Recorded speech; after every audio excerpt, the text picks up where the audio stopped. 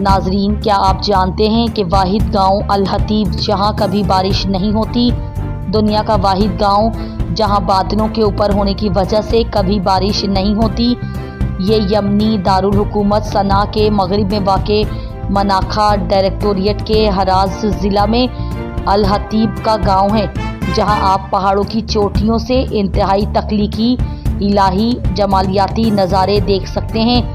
ایک بہت اونچے پہاڑ کے دامن میں بنائی گئی پینٹنگز اس حد تک کہ بادل چل رہے ہیں اور اس کے نیچے بارش ہو رہی ہے۔ صرف 400 سے زائد افراد پر مشتمل یہ گاؤں مستند یمنی کافی اگانے کے لیے مشہور ہے۔ اگرچہ گاؤں زمین کی سطح سے 3200 میٹر کی بلندی پر واقع ہے، لیکن ماحول گرم اور معتدل ہے۔ تاہم سردیوں کے دوران موسم صبح بہت سرد ہو جاتا ہے، لیکن جیسے ہی سورج طلوع ہوتا ہے یہ گرم ہونا شروع ہوتا ہے۔ یہاں پہاڑوں کی چوٹیوں پر بہت سے خوبصورت گھر بنائے گئے ہیں اور نیچے بادل تیر رہے ہیں۔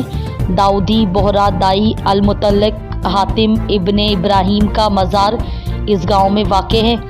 تاریخی روایات کے مطابق یہ گاؤں کسی زمانے میں الصلاحی قبیلے کا گڑھ تھا، جس نے 11ویں صدی میں خود کو حملوں سے بچانے کے لیے یہ گاؤں بسایا تھا۔